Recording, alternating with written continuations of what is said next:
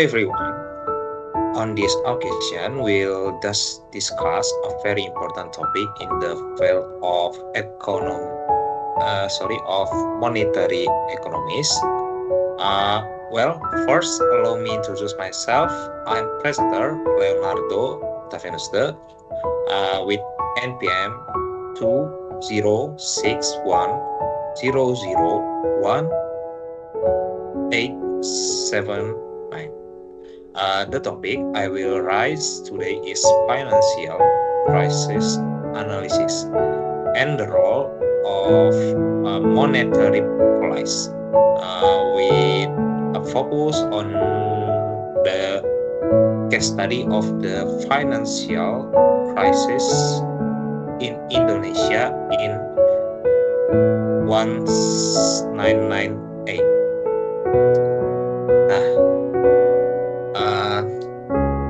Mengapa topik ini sangat penting? Sebelumnya saya bahas dulu. Saya mengambil topik ini karena krisis keuangan itu adalah salah satu fenomena yang bisa mengguncang stabilitas ekonomi negara. Nah, ini membawa dampak yang luas bagi masyarakat, bisnis, dan pemerintah. Studi kasus Indonesia pada tahun 1998 ini sangat relevan karena krisis tersebut membawa perubahan besar baik secara ekonomi maupun politik, hingga menciptakan momentum yang dimana itu terjadi reformasi ekonomi dan institusional. Nah, oleh karena itu dengan memahami krisis ini sangat penting sebagai pembelajaran berharga agar kita bisa menjaga ketahanan ekonomi Indonesia dan mengantisipasi kejadian serupa di masa depan. Nah, untuk sebagai pembuka slide ini, saya akan sebagai gambaran dari slide ini saya akan memberikan gambaran bahwa memahami ekonomi moneter ini dan kebijakan keuangan secara mendalam bukan hanya soal angka dan teori, melainkan sebuah kebutuhan strategis untuk keamanan dan kemajuan ekonomi yang berkelanjutan. Nah, kita masuk ke slide selanjutnya. Di sini kita masuk ke slide pendahuluan. Pada slide ini saya ingin membawa penonton untuk lebih memahami mengenai tujuan dari apa yang saya ingin paparkan, yaitu tujuan dari presentasi ini, terus ringkasan isu utama yang akan menjadi fokus perhatian kita pada presentasi ini. Nah, untuk tujuan presentasi ini yang pertama ada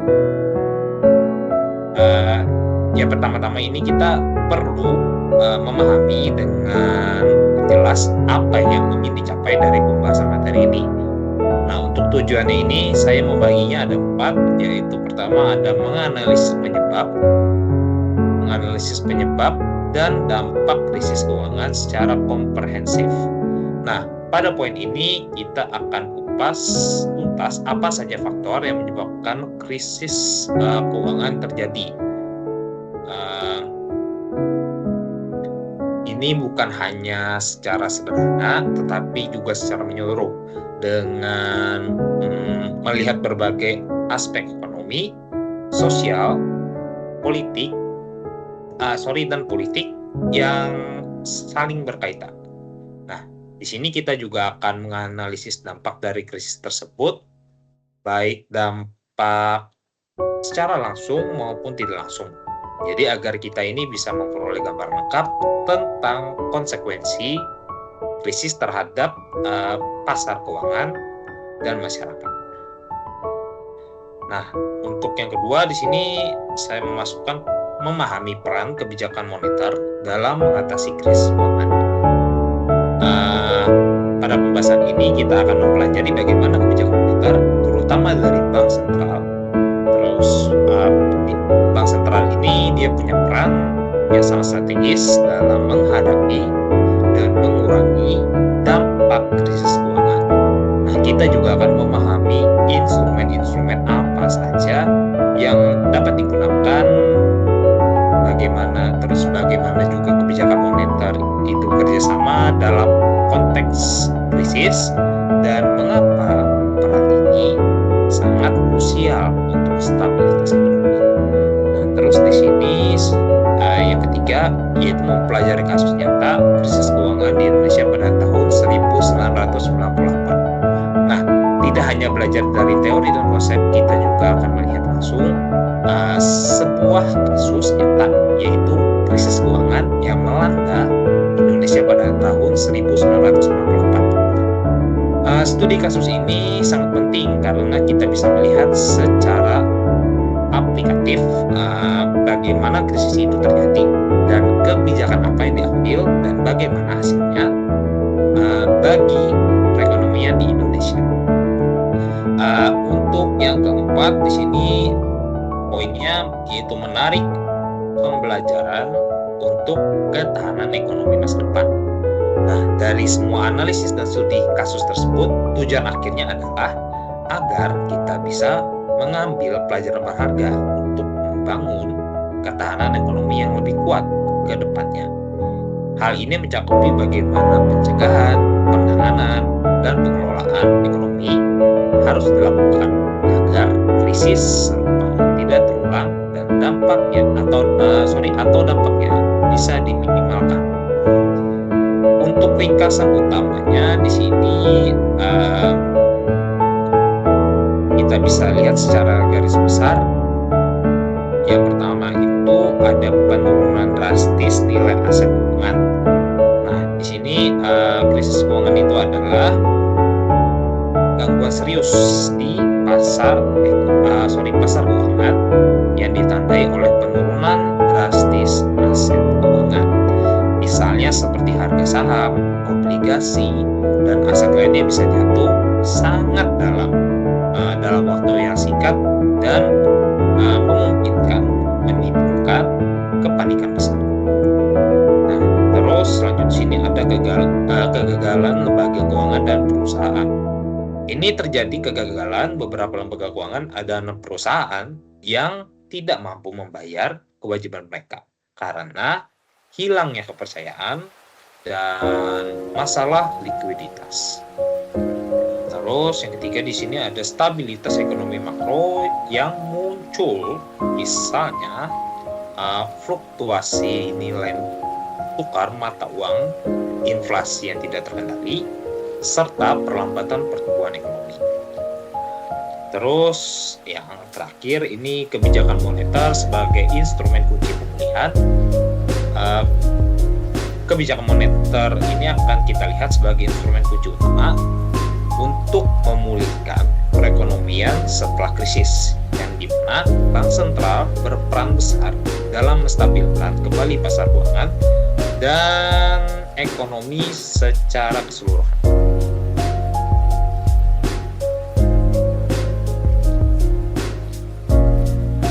Next, kita ke slide selanjutnya. Apa itu krisis keuangan? Di sini saya mau baginya ada definisi, karakteristik, dan dampaknya. Nah, di sini setelah kita mengetahui tujuan dari presentasi dan isu utamanya, sekarang kita akan masuk ke inti dari inti pemahaman, yaitu apa sebenarnya yang dimaksud dengan krisis keuangan. Terus bagaimana karakteristiknya serta dampak makroekonomi yang muncul darinya. Yang pertama kita di sini akan membahas tentang definisi krisis keuangan dan konteks ekonomi makronya.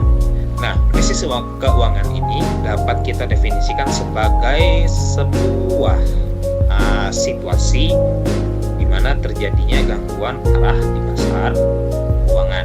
Nah, gangguan ini tidak hanya menyebabkan penurunan drastis nilai aset seperti saham, obligasi, tetapi juga banyak berdampak pada kegagalan lembaga keuangan seperti bank dan perusahaan investasi. Untuk lebih luasnya lagi, krisis ini bisa menimbulkan ketidakstabilan ekonomi makro yang meluas. Kondisi tersebut dapat memicu kontraksi ekonomi yang signifikan dan merembet ke berbagai sektor perekonomian sehingga dampaknya terasa sangat dalam dan kompleks.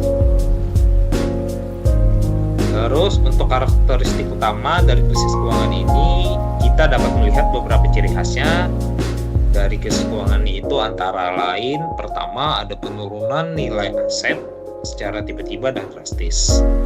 Nah, di mana itu harga saham, obligasi atau aset keuangan lain itu jatuh secara tajam dalam waktu singkat.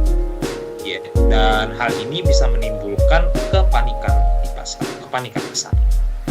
Terus yang kedua di sini ada kegagalan lembaga keuangan atau bank, perusahaan investasi. Nah, ini sebenarnya bukan cuma bank dan perusahaan investasi saja, tapi ada juga lembaga keuangan lainnya yang bisa mengalami kesulitan besar, bahkan gagal bayar yang memperburuk kondisi ekonomi. Terus yang ketiga di sini ada ketidakstabilan nilai tukar mata uang domestik. Nah, nilai tukar ini menjadi sangat fluktuatif dan tidak stabil yang mempengaruhi perdagangan dan investasi. Terus di sini ada krisis likuiditas di pasar keuangan, yaitu sulitnya memperoleh dana tunai atau likuiditas yang mengakibatkan banyaknya perusahaan dan bank kesulitan membiayai operasionalnya. Terus di sini kita masuk ke dampak makroekonomi. Nah, untuk dampak makroekonomi ini, dampaknya itu yang biasanya muncul dari krisis keuangan ini tidak hanya terbatas pada sektor keuangan saja, namun juga berdampak pada seluruh aspek makroekonomi. Misalnya, yang pertama di sini ada kontraksi PDB atau biasa disebut dengan produk domestik bruto, dan pertumbuhan ekonomi negatif yang signifikan. Yang kedua di sini ada pengangguran massal. Ini karena banyak perusahaan melakukan pemutusan hubungan kerja atau PHK sebagai upaya penghematan. Nah, terus yang ketiga di sini masuk ke inflasi tinggi atau sebaliknya. Deflasi ini tergantung dari jenis krisis dan respon kebijakan yang diterapkan.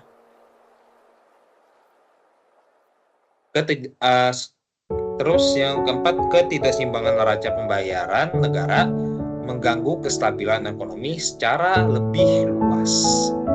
Nah, masuk ke slide selanjutnya. Di sini setelah kita memahami tadi definisi dan pengantar soal krisis keuangan, sekarang saatnya kita bedah berbagai jenis-jenis krisis keuangan yang biasa terjadi di pasar dan perekonomian. Pemahaman jenis krisis ini penting agar kita mengenali karakteristik dan dampak spesifik masing-masing jenis. Nah, untuk jenis yang pertama di sini ada krisis mata uang atau yang disebut dengan currency crisis. Yang dimana kondisi ini terjadi penurunan drastis nilai tukar mata uang domestik akibat serangan spekulatif di pasar atau karena hilangnya kepercayaan pelaku pasar terhadap mata uang tersebut. Biasanya krisis ini mendorong bank sentral untuk segera melakukan intervensi demi mempertahankan nilai tukar agar tidak jatuh bebas yang akan memperparah situasi. Terus yang kedua di sini ada krisis perbankan atau banking crisis. Di sini krisis ini terjadi ketika sistem perbankan itu mengalami kegagalan serius, yaitu sering ditandai oleh likuiditas bank, penarikan dana secara massal atau run of the bank, atau pembekuan operasional bank. Nah, krisis perbankan ini dapat melahirkan kredit macet dan kontraksi ekonomi karena peran bank ini sebagai penghimpun dan penyalur yang sangat vital. Terus masuk yang ketiga jenisnya, yaitu krisis utang atau debt krisis. Nah, krisis utang ini terjadi saat suatu negara, perusahaan, atau individu tidak mampu memenuhi kewajiban pembayaran utangnya. Ini bisa berupa krisis utang luar negeri atau biasa disebut dengan sovereign debt, yang dimana sebuah negara itu kesulitan melunasi utang luar negeri, atau krisis utang swasta yang memengaruhi korporasi atau sektor keuangan tertentu. Yang keempat, di sini kita masuk ke krisis sistematik atau systematic krisis. Nah, ini adalah jenis krisis yang paling parah dan meluas karena melanda seluruh sistem keuangan akibat saling keterkaitan atau interkoneksi antar lembaga keuangan yang satu dengan yang lain. Nah, ini efeknya itu adalah kegagalan berantai yang menyebabkan banyak institusi sekaligus, sehingga mengancam stabilitas sistem keuangan secara keseluruhan dan membutuhkan penanganan penyuluhan dan cepat.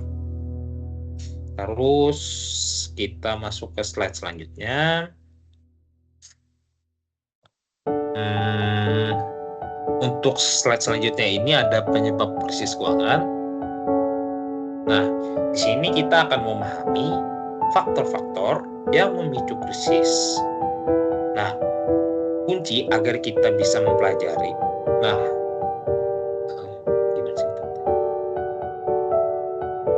Kuncinya kita bisa mempelajari dari masa lalu dengan memperkuat sistem perekonomian dan mencegah terulang krisis serupa di masa depan.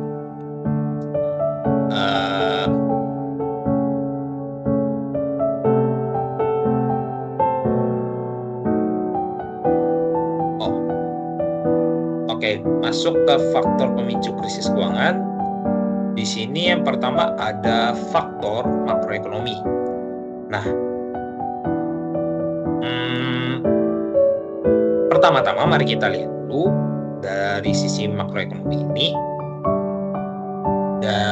yang berperan besar dalam memicu krisis.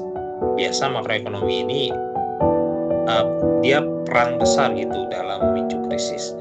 Nah, untuk yang pertama itu ada defisit neraca pembayaran yang berkepanjangan. Neraca pembayaran kita mengalami defisit selama beberapa tahun. Artinya, Indonesia mengimpor lebih banyak barang dan jasa yang dibandingkan ekspor atau barang luar, yang menyebabkan cadangan devisa menipis. Terus tekanan terus-menerus ini juga bisa membuat nilai tukar rupiah itu rentan terhadap gejolak pasar. Terus masuk ke inflasi tinggi. Di sini inflasi yang tidak terkendali, yaitu inflasi yang tinggi yang mengikis daya beli masyarakat dan memperberat beban hutang, terutama yang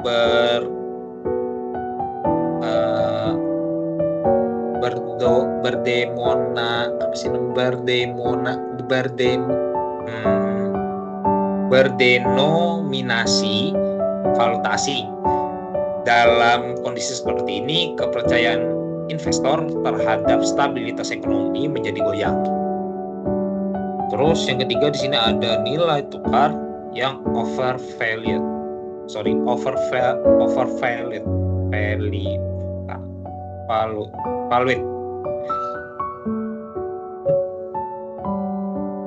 Nah, nilai tukar yang cenderung lebih tinggi dari fundamental ekonominya itu menciptakan ketidakpastian.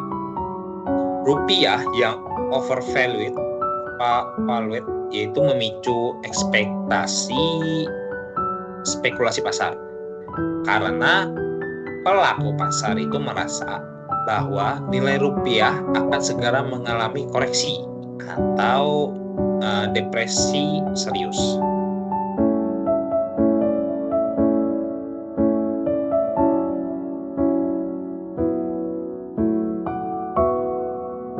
Terus yang keempat ini ada tabungan nasional rendah dan ketergantungan pada modal asing.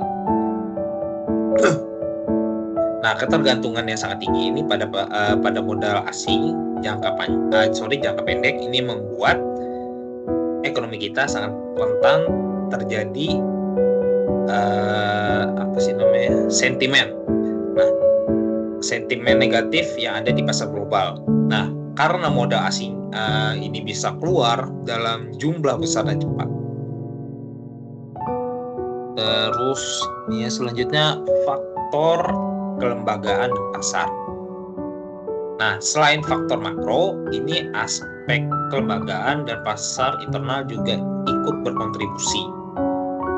Nah, untuk yang pertama ini ada spekulasi pasar yang berlebihan.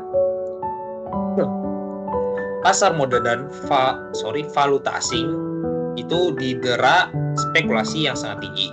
Hal ini menyebabkan terjadinya gelembung aset yang pada akhirnya pecah, memicu gelombang panik. Terus yang kedua ini ada kelemahan sektor perbankan atau manajemen risiko buruk, terus ada NPL tinggi. Nah, banyak bank yang memiliki manajemen risiko yang buruk dan tingkat kredit bermasalah atau NPL yang tinggi. Nah, kondisi ini melemahkan stabilitas sistem keuangan dan memperbesar resiko kontagion. Untuk yang selanjutnya ini ada ketidakstabilan politik dan lembaga yang lemah. Situasi politik yang tidak stabil mengurangi kepercayaan investor baik lokal maupun asing.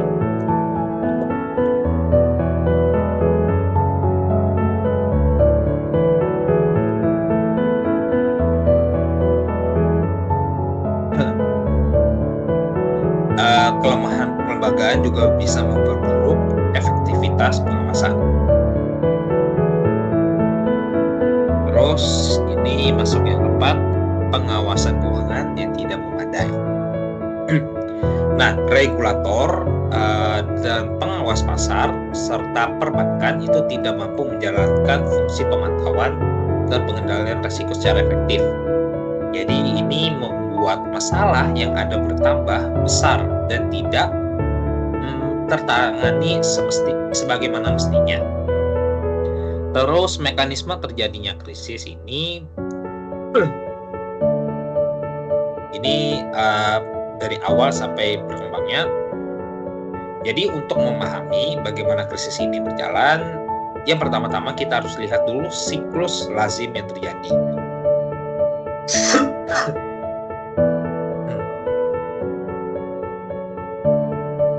Krisis bermula ini dari euforia investasi yang memicu kenaikan harga aset atau gelembung aset. Nah, setelah harga aset itu terlalu tinggi, pasar itu mengalami koreksi yang menyebabkan harga itu turun drastis. Nah, situasi ini memicu panik di pasar, di mana investor dan pelaku pasar itu menjual aset secara besar-besaran. Nah, terus panik ini menyebar ke sektor lain secara sistematik atau yang kita sebut sebagai kontagion. dan memperluas dampak krisis ke berbagai lapisan ekonomi. Nah, selain itu, faktor eksternal seperti perubahan kebijakan moneter global, krisis di negara lain, misalnya krisis di Asia sebelumnya, atau tekanan dari harga komoditas turun, itu juga mempercepat dan memperparah krisis ini. Nah, kita dengan memahami akar penyebab ini, kita ini dapat melihat betapa pentingnya pengelolaan ekonomi makro yang sehat, penguatan sektor keuangan, serta stabilitas politik dan kelembagaan untuk mencegah krisis serupa terulang. Kebijakan moneter yang tepat dan pengawasan finansial yang kuat menjadi bagian vital dalam menjaga ketahanan ekonomi kita. Masuk ke slide selanjutnya.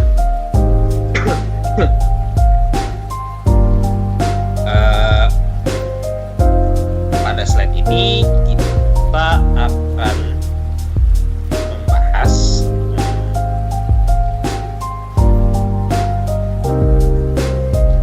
dampak krisis keuangan terhadap perekonomian. Nah, untuk dampaknya ini tidak hanya terlihat dari segi angka-angka, tetapi juga sangat dirasakan oleh masyarakat dalam kehidupan sehari-hari. Nah, contoh yang pertama ini ada dampak pertama yaitu penurunan PDB atau produk domestik bruto. Nah, yang pertama, ekonomi Indonesia itu mengalami kontraksi yang sangat tajam pada tahun 1998. Nah, PDB menyusut drastis.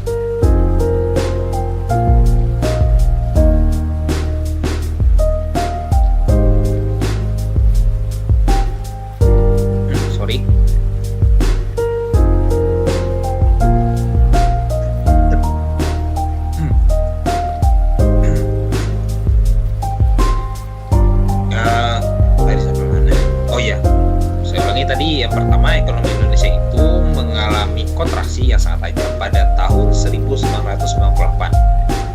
PDB menyusut terus mencapai sekitar 12% hingga 13%. Jadi hal ini menandakan produksi barang dan jasa dalam negeri turun signifikan dan pendapatan per kapita juga ikut merosot. Artinya banyak orang kehilangan pendapatan dan daya beli mereka turun tajam. Terus ada pengangguran massal. Dampaknya yaitu, untuk penjelasannya, dampaknya ini sangat besar, yaitu dengan banyaknya pemutusan atau PHK besar-besaran. Nah, ribuan perusahaan itu menyebabkan ribuan perusahaan itu bangkrut atau melakukan efisiensi berat hingga jutaan pekerja itu kehilangan pekerjaan mereka. Tingkat pengangguran melonjak drastis yang membawa ketidakpastian dan kesulitan besar dalam tangga. Terus masuknya inflasi tinggi. Di sini saat krisis itu melanda, terjadi inflasi yang sangat tinggi. Nah, bahkan mencapai lebih dari 50%. Harga barang dan kebutuhan pokok itu melonjak tajam, seperti beras, gula, minyak goreng maksudnya, yang bisa naik hingga 2-3 kali lipat hanya dalam beberapa bulan saja. Yang akibatnya biaya itu meningkat drastis dan masyarakat itu mengurangi pengeluaran untuk kebutuhan lainnya yang tidak efisien. Contohnya seperti beli rokok, beli parfum gitu contohnya. Jadi mereka saat itu lebih fokusnya ke bahan pangan agar bisa bertahan hidup. Terus yang selanjutnya ini ada kemiskinan. Nah, krisis ini menyebabkan jumlah penduduk itu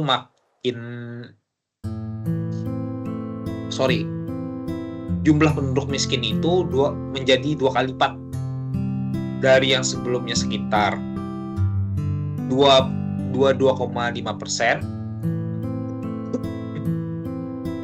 hingga melonjak menjadi 48%, dan itu hampir setengahnya. Jadi ketimpangan sosial ini semakin melebar dan akses masyarakat terhadap pelayanan dasar seperti kesehatan dan pendidikan itu semakin terbatas, memperburuk kondisi ekonomi, sosial ekonomi.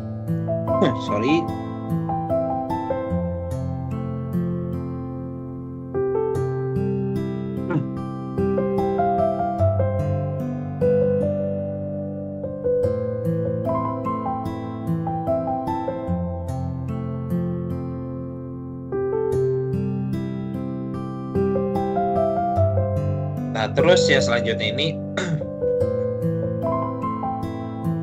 keruntuhan usaha.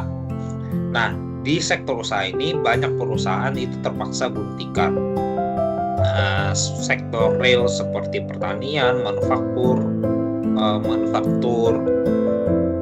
ya seperti tadi pertanian, manufaktur itu dia terpukul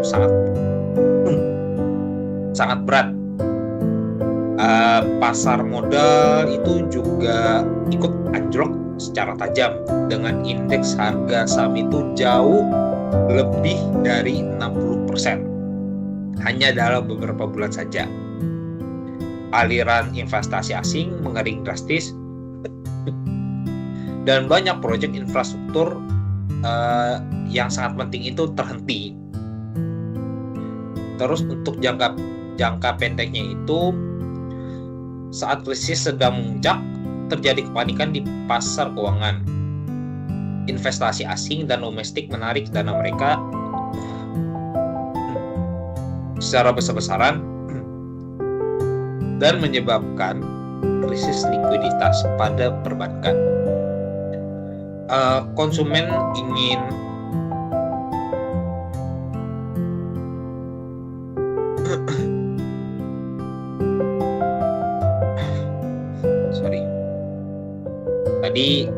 sampai di jangka pendek tadi, selanjutnya konsumen itu mengencangkan pengeluaran dan perusahaan menunda rencana ekspansi dan investasi.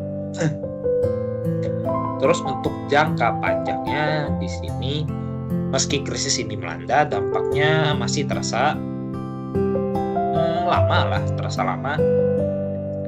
Terus juga pertumbuhan ekonomi di Indonesia itu setelah krisis hanya sekitar 4-5% per tahun. Jadi itu jauh di bawah potensi yang seharusnya. Terus pemerintah itu harus menambah utang publik untuk menstabilkan ekonomi dan biaya program penanggulangannya. Struktur ekonomi pun juga mengalami perubahan secara permanen dengan sistem informal tumbuh dia secara lebih cepat.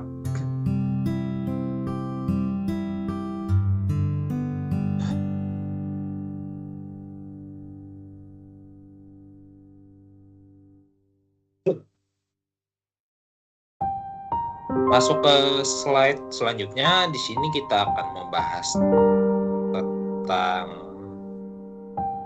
peran kebijakan moneter dalam mengatasi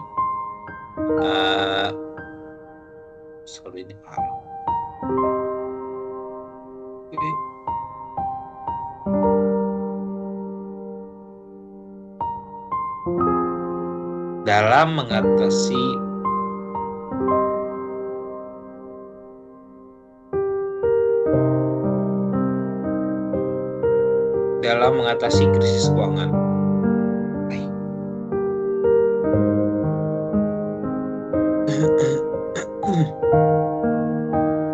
Nah, Untuk instrumen kebijakan moneter untuk stabilisasinya itu yang pertama, ini ada yang pertama itu kebijakan suku bunga. Langkah utama Bank Indonesia adalah menaikkan suku bunga sertifikat Bank Indonesia atau yang disebut dengan SBI di angka sekitar 20%. Nah,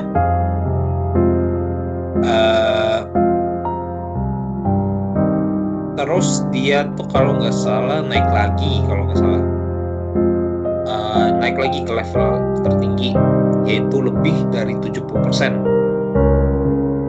Nah, kenapa bisa terjadi itu? Nah, tujuannya itu adalah untuk menarik kembali modal asing yang mulai lari dari Indonesia dan itu menstabilkan dan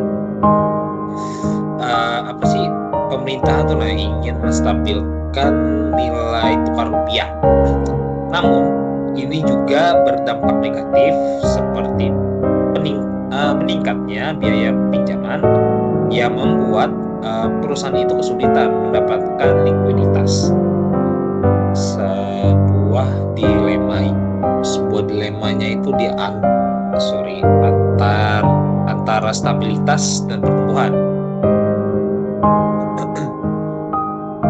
Terus selanjutnya itu ada operasi pasar terbuka.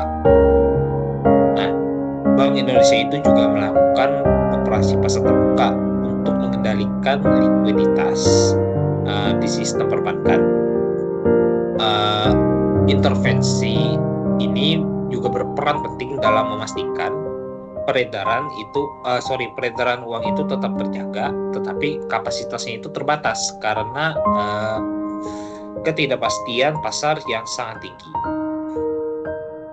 Terus masuk ke yang selanjutnya sini ada intervensi pasar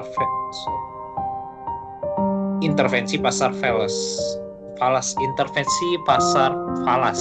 Nah, untuk mempertahankan nilai tukar rupiah ini, Bank Indonesia itu menjual cadangan devisa dalam jumlah yang sangat besar. Nah, selain itu ada pembatasan interaksi valuta asing.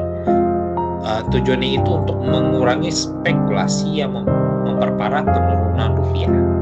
Nah, meski langkah ini sangat strategis, cadangan devisa yang terbatas membuat intervensi ini hanya bisa bertahan sementara.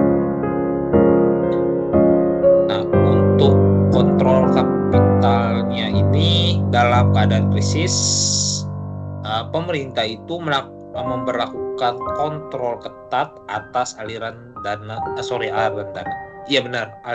modal yang keluar untuk mencegah capital flight yang lebih parah.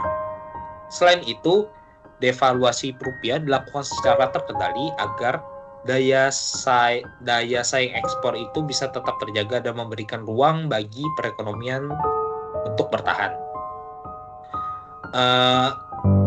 Untuk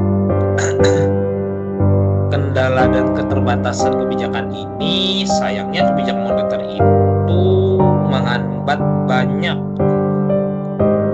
menghadapi banyak kendala. Nah, Bank Indonesia itu belum independen secara penuh, jadi sehingga ada tekanan politik yang dia tuh mempengaruhi keputusan. Jadi cadangan devisa yang terbatas itu juga mengurangi kemampuan Bank Indonesia untuk mempertahankan nilai tukarnya. Ditambah lagi dengan sistem perbankan yang rapuh dan banyaknya bank bermasalah yang membuat pengendalian krisis makin kompleks.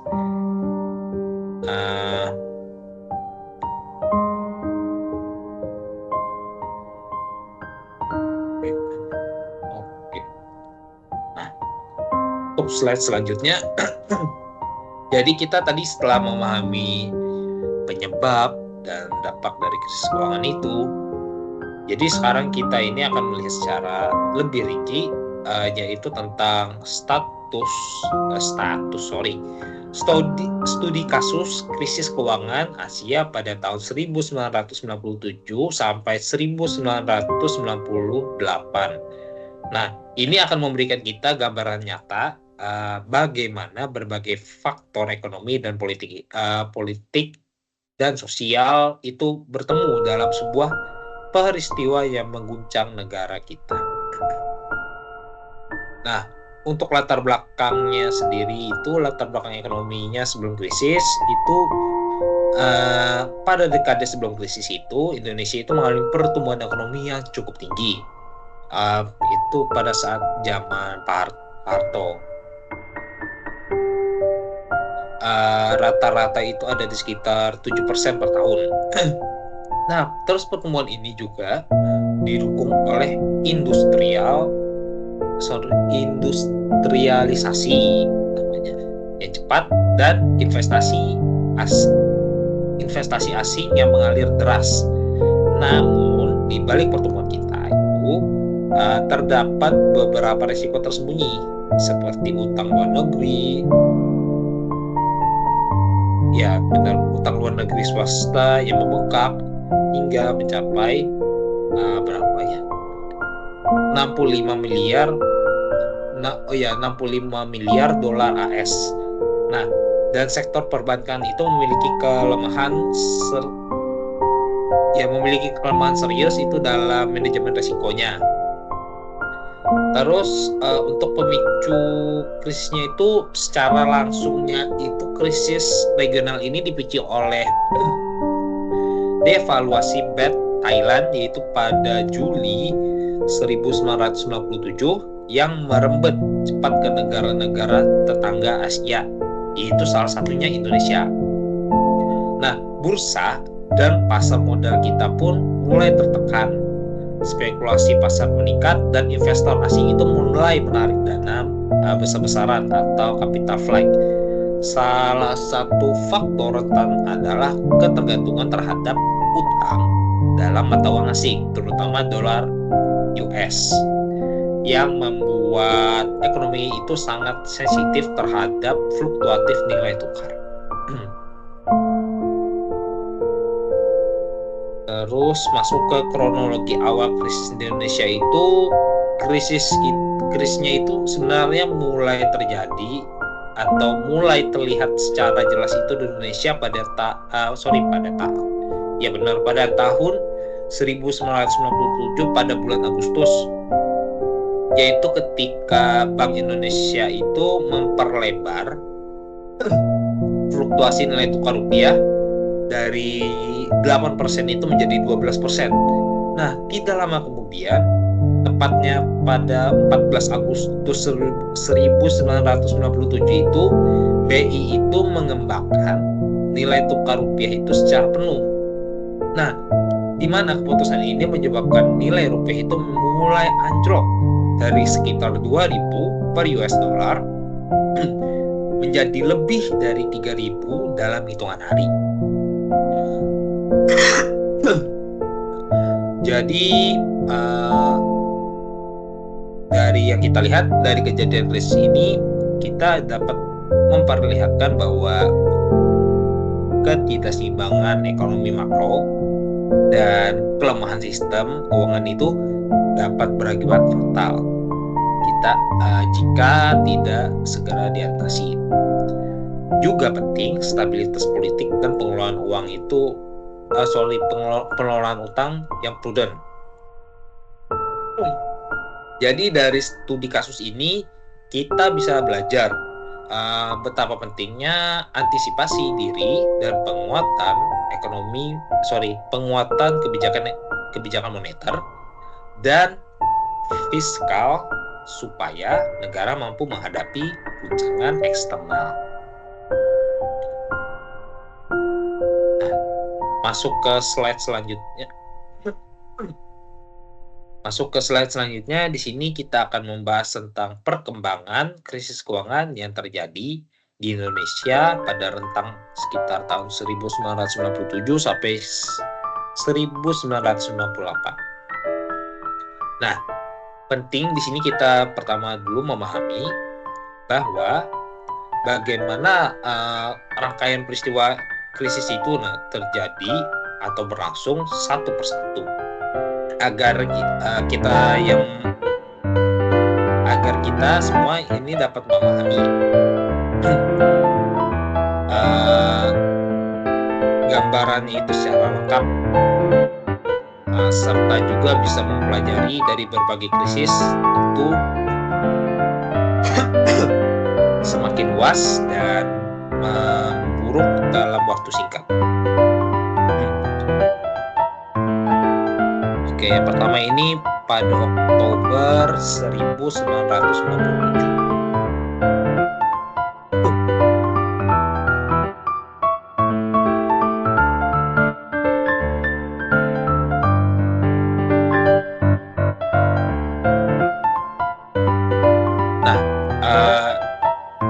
Ini dimana titik awal krisis itu baik memburuk. Nah, jadi rupiah itu pada tahun 1997 itu sudah tertekan sangat keras, jatuh ke level 3.000. Nah, tadi saya jelaskan 3.600 per US dollar. Nah, kondisi ini membuat pemerintah itu akhirnya memutuskan untuk meminta bantuan ke Dana Moneter Internasional atau yang kita kenal sebagai IMF. Nah, dari sini kesepakatan paket bantuan inflasinya itu yang sangat besar, yakni sekitar 43 miliar dolar US dollar, itu sebagai bentuk dukungan untuk memulihkan ekonomi Indonesia. Nah, terus pada November 1997 di sini terjadi kepanikan perbankan yang buruk. Nah, pada bulan November 1997 ini pemerintah itu menutup operasional sekitar 16 bank. 16 bank yang bermasalah. Itu karena masalah likuiditas dan masalah kredit yang buruk yang sangat besar.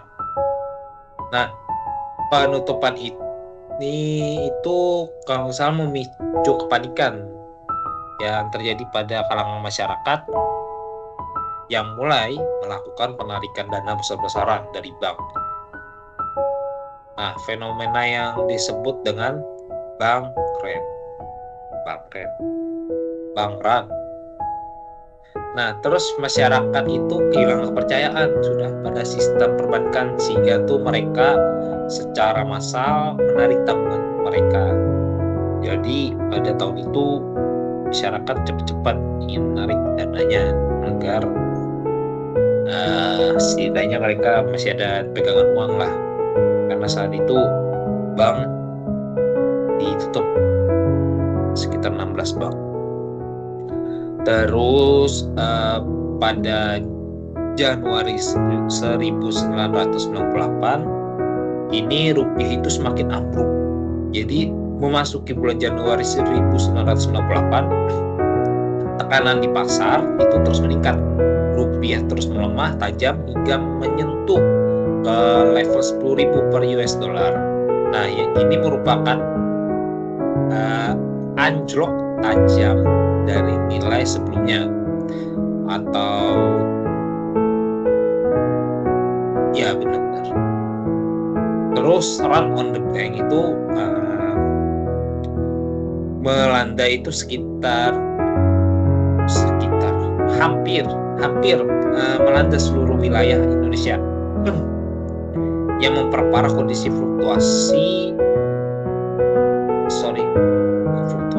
likuiditas di perbankan dan memicu krisis keuangan yang sudah serius menjadi jauh lebih berat. Nah, terus pada Februari 1998 ini untuk mengatasi krisis perbankan yang makin dalam, pemerintah itu membentuk Badan Penyihatan Perbankan Nasional atau yang disebut dengan BPPN. Nah, tugas utama dari BPPN ini adalah melakukan rekonstruksi dan membantu menyehatkan kembali bank-bank yang mengalami kesulitan. sekaligus mengelola aset-aset bermasalah agar tidak mengalami perparahan stabilitas sistem keuangan. Terus masuk ke tadi Februari kan ya, ini masuk ke bulan Mei 1998. Di sini ada titik terendah dan kerusuhan Mei. Yang kita tahu terjadi kerusuhan pada saat itu. Nah, puncak dari perkembangan krisis pada Mei 1998 itu saat nilai tukar rupiah mencapai titik terendah sepanjang sejarah, yakni sekitar 16.500. Nah, pada tahun 2025 juga kita menyentuh sampai 16.000 per US dollar. Tapi bedanya mereka itu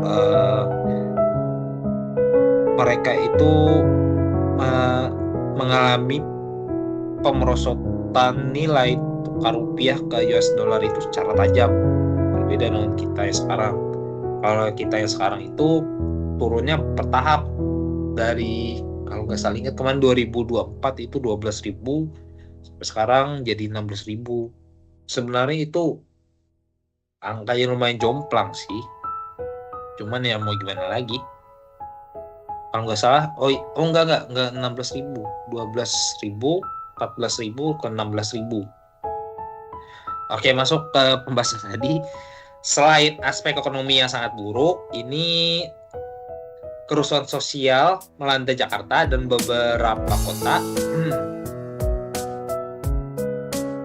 besar lainnya ya.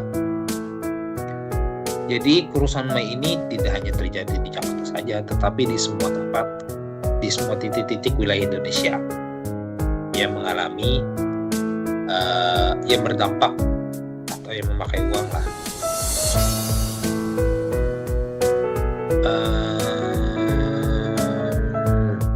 Biasa apa lagi ya?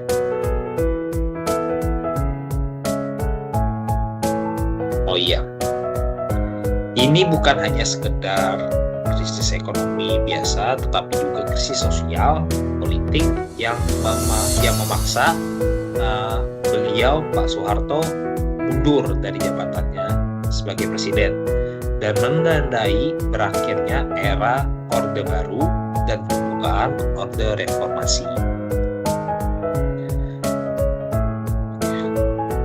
Next slide, kita masuk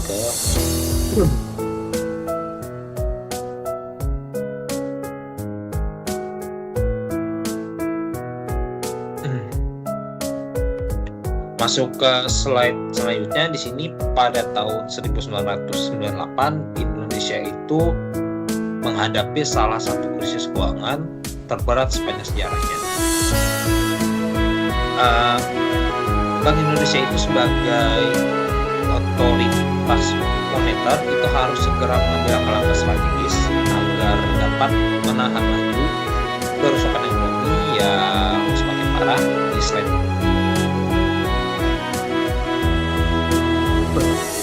Nah, jadi pada slide ini kita akan membahas tentang respon kebijakan moneter yang diambil oleh Bank Indonesia dalam menghadapi tekanan berat tersebut.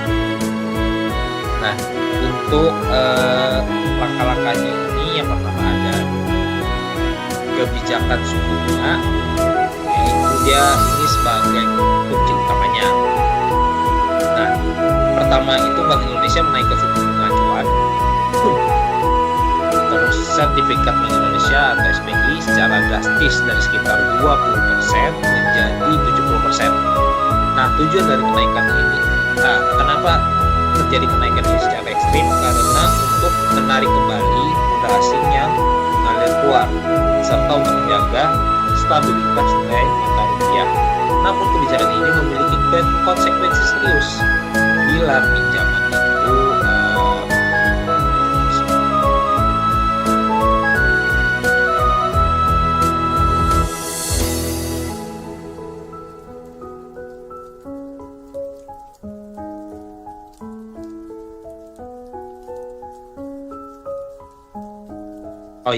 bila biaya pinjaman itu melonjak, sehingga perusahaan-perusahaan itu perusahaan-perusahaan domestik itu menghadapi krisis, likuiditas, dan kesulitan operasional.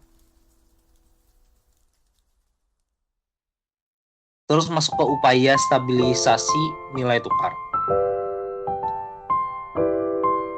Nah, untuk upayanya itu selain kebijakan suku bunga, BI itu melakukan intervensi pasar falas.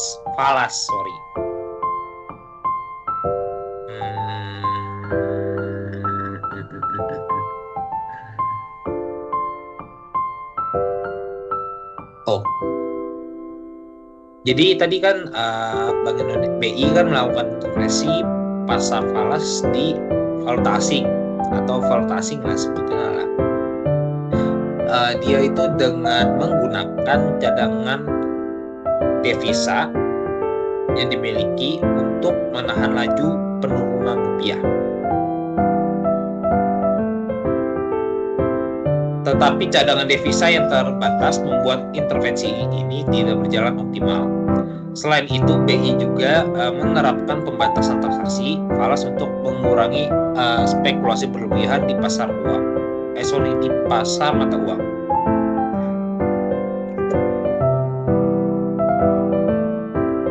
Terus setelah itu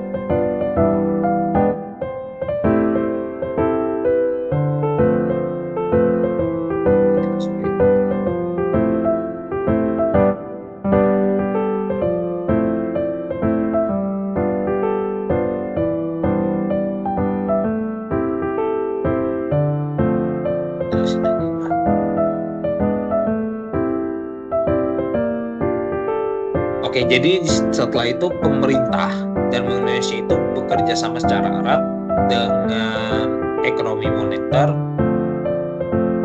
atau yang disebut IMF dalam merancang program stabilisasi ekonomi yang disertai dengan paket bantuan finansial yang kerjasama ini bertujuan untuk memberikan keyakinan kepada pasar dan mendukung eksternal bahwa krisis ini bisa diatasi dengan langkah-langkah terkoordinasi.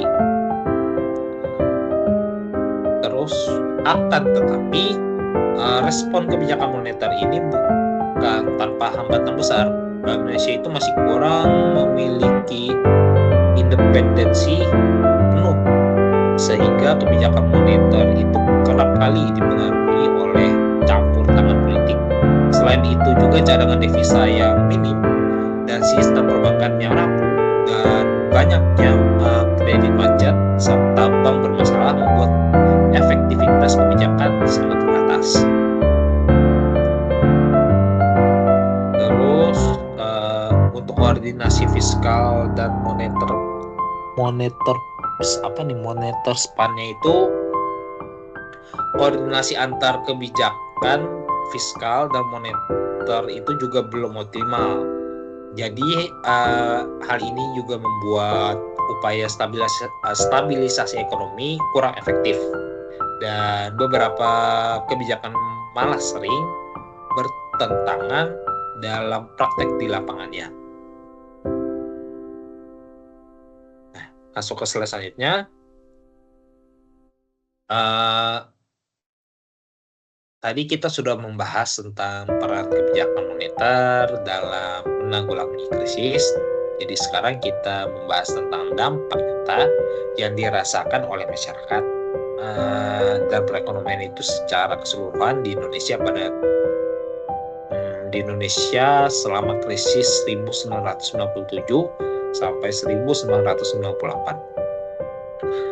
Nah, konsekuensi ekonomi yang sangat berat ini yang pertama itu dampak ekonomi yang sangat terasa pada PDB-nya itu, yaitu Indonesia mengalami kontraksi drastis sebesar 13,1% pada 1998. Nah, salah satu kontraksi terburuk sepanjang sejarah kita. Jadi itu salah satunya yang terburuk. Terus inflasi itu melonjak lagi sampai ke angka 58,8% 58,5%, yaitu pada 1998. Yang berarti harga-harga barang dan jasa itu naik sangat tinggi, membuat daya beli masyarakat itu menurun tajam dan pengangguran pun meningkat secara drastis dari hanya 4,7% di 1996 naik hingga menjadi 15,2% pada 1998. Hal ini menunjukkan jutaan orang itu sudah kehilangan pekerjaannya. Terus sekitar 80% perusahaan di Jakarta itu juga mengalami kesulitan keuangan yang sangat berat. Banyak yang terpaksa menutup usahanya atau memangkas operasionalnya, yang hal ini menyebabkan besar pada penurunan investasi dan produksi secara nasional. Terus untuk dampak sosialnya itu, dari sisi sosialnya itu kemiskinan yang melonjak hingga hampir 2 kali lipat, dari 22,5% menjadi sekitar 48% hanya dalam waktu singkat saja. Kondisi ini memperburuk akses masyarakat terhadap kebutuhan dasar seperti pendidikan, kesehatan. Nah, misalnya angka anak putus sekolah itu meningkat karena orang tua itu tidak mampu membiayai sekolah. Terus likuiditas kesehatan itu menurun dengan masalah gizi yang buruk dan berkurangnya akses pelayanan kesehatan. Terus untuk tadi sudah melonjak kemiskinan, anak putus sekolah sudah, kesehatan menurun. Terus krisis sosial dan politiknya itu krisis ekonominya ini bisa memicu kerusuhan sosial besar-besaran pada Mei 1998, yang mana khususnya terjadi di Jakarta dan beberapa kota besar. Jadi kota-kota besar dan Jakarta yang terkena dampaknya di Indonesia, atau yang dikenal dengan kerusuhan Mei 1998. Jadi itu adalah salah satu sisi gelap atau sisi kelam dari Indonesia. Terus kejadian ini juga menjadi puncak dari ketegangan sosial dan politik yang akhirnya memaksa Presiden Soeharto untuk mengundurkan diri pada tanggal 21 Mei 1998, yang menandai berakhirnya era baru dan mulainya era reformasi.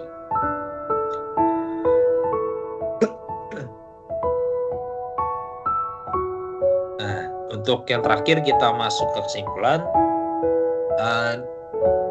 Di sini saya akan merangkum beberapa pembahasan tadi yang kita dapat dari krisis keuangan 1997 sampai 1998 dan bagaimana rekomendasi kebijakan yang dapat membantu Indonesia ini untuk menghadapi tantangan di masa depan agar krisis keuangan yang serupa ini tidak terulang lagi.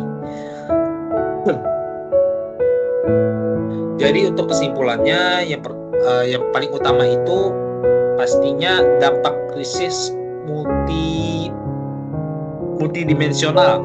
Nah, krisis ini tidak hanya memukul sektor ekonomi tetapi juga sosial dan politik, memperlihatkan bagaimana hubungan antar sektor itu sangat erat dan kompleks. Terus peran kebijakan moneter itu juga sangat penting, khususnya dalam menjaga stabilitas nilai tukar dan sistem keuangan. Namun, keterbatasan institusi seperti kurangnya independensi Bank Indonesia dan kondisi sistem perbankan yang rapuh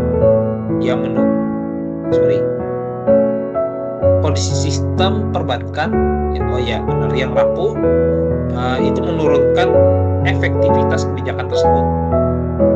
Terus ketahanan ekonomi dan institusi pada krisis 1998 itu menegaskan bahwa institusi yang kuat dan sistem ekonomi yang tangguh sangat diperlukan untuk menghadapi guncangan yang besar. Terus koordinasi kebijakan, sinkronisasi antara kebijakan moneter dan ada 3 sih kok, moneter, fiskal, dan kebijakan struktural itu harus optimal agar kebijakan yang dibuat itu saling mendukung dan berdampak efektif.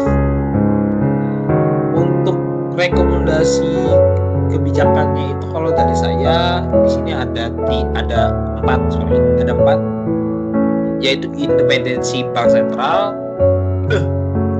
yaitu agar kebijakan moneter itu dapat dijalankan secara kredibel tanpa intervensi politik yang mengganggu.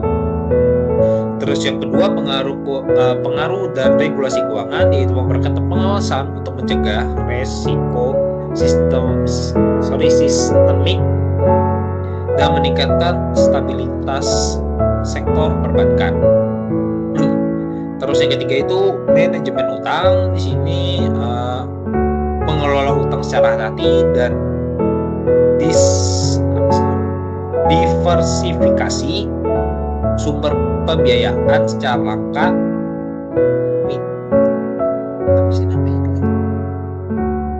mitigasi risiko. Jadi itu saya ulangi tadi, manajemen utang ini mengelola manajemen utang dan diversifikasi itu harus mengelola utang secara hati-hati, dan diversifikasi itu sumber pembiayaan sebagai langkah mitigasi risiko. Itu dia maksudnya. Terus yang keempat itu ada pembangunan ekonomi. Pembangunan ekonomi yang berkelanjutan ini fokus pada pertumbuhan ekonomi yang inklusif. Inklusif dan berkelanjutan, agar tahan terhadap guncangan eksternal. Jadi untuk pembelajaran ketahanan ekonomi masa depannya ini, reformasi sistem keuangan pasca krisis itu sudah menjadi prioritas, termasuk memperkuat kapasitas institusi dan membangun sistem ekonomi yang resilient. Penting untuk terus memperkuat fondasi makroekonomi dan menjaga stabilitas, sekaligus meningkatkan daya tahan ekonomi terhadap guncangan, baik yang datang dari dalam maupun dari luar negeri. Oke, sebagai penutup ini saya ingin mengambil pelajaran dari krisis ini dan menjalankan rekomendasi tersebut. Apa sih?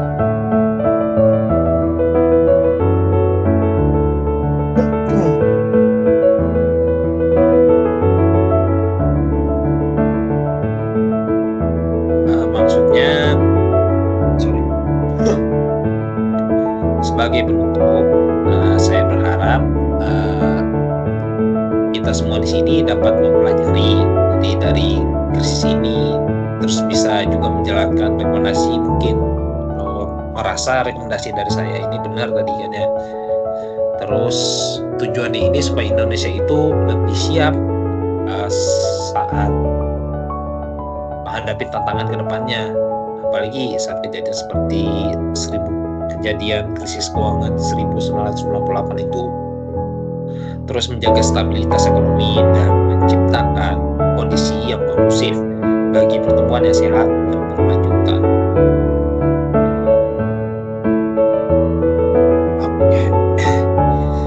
Mungkin sekian saja dari apa yang ingin saya paparkan.